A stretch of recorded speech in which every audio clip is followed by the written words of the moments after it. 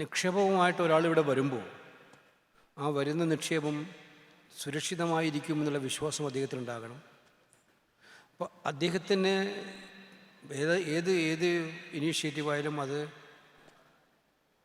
ഉദ്യോഗസ്ഥരുടെ അനുമതി, ഗവൺമെൻറ്റിൻ്റെ അനുമതി വേണ്ട ഒരുപാട് മേഖലകളുണ്ട്. അതൊക്കെ വളഞ്ഞ വഴിയിലൂടെ കിട്ടാനല്ല, പക്ഷെ ലളിതമായിട്ട് കിട്ടാനും വേഗത്തിൽ കിട്ടാനുമുള്ള സംവിധാനം ഉണ്ടാകണം. റെറ്റാപ്പിസം ഉണ്ടാകാതിരിക്കണം. അതിനെ ഞാൻ പറയാറുണ്ട് എല്ലായിടത്തും.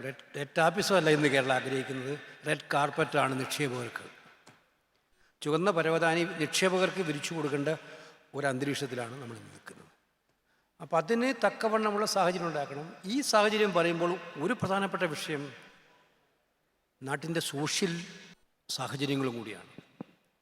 ഒരു ഹെയ്റ്റ് നിറഞ്ഞൊരു സമൂഹത്തിലേക്ക് ബിസിനസ് എങ്ങനെ വരുമെന്ന് ചോദിക്കുന്നത് സ്വാഭാവികമായിട്ടും ചോദിച്ചു പോകുന്നു. അപ്പം നമ്മുടെ ഒരു പൊതുവായ സോഷ്യൽ അന്തരീക്ഷവും ബിസിനസ്സിനെ അനുകൂലമാക്കിയെടുക്കേണ്ടതായിരുന്നു.